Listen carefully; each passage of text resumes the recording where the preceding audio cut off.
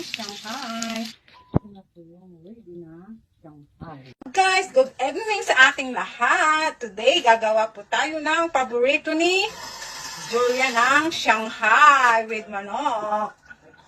Ito may carrots na po ito. Tapos, ilalagay ko po yung sili na gamba ang tawag nila dito. Tapos, sibuyas. Sibuyas. Dito ko ginigiling kasi madali ang gawin. Oh. Saka bawang. Sakit sa mata yung sibuyas. Ang ginigiling.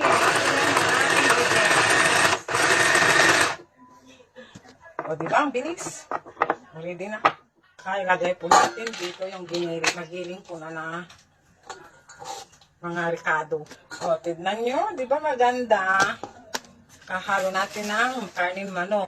Masarap sana kung baboy, kaso ang baboy ayaw nila dito. Pwede. Kuha tayo ng itlog. Dalawang itlog.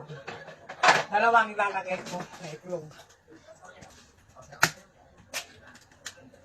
Saka lagyan natin ng asin. O, asin. Saka paminta. O, hila. Saka halo-haloin hanggang maging buo na. Ganito lang bilis, no? Oh, ang bilis. Ito, mas masarap, maraming siya ricado.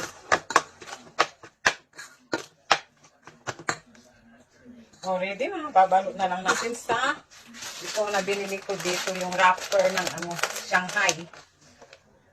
Ito yung wrapper ko. Nabibili dito ang kakapal. Hatiin, dalawa ito.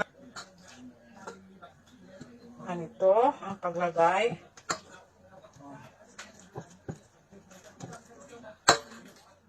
Tapos hatiin ko na to para dalawang piraso. Ito yung nagawa ko. Oh. Dami. Tapos hahatiin ko to ganyan para dalawa. Magluluto tayo, magprito tayo para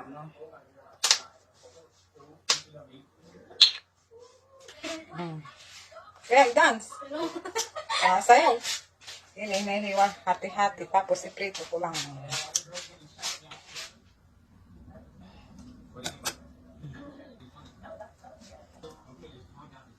Okay.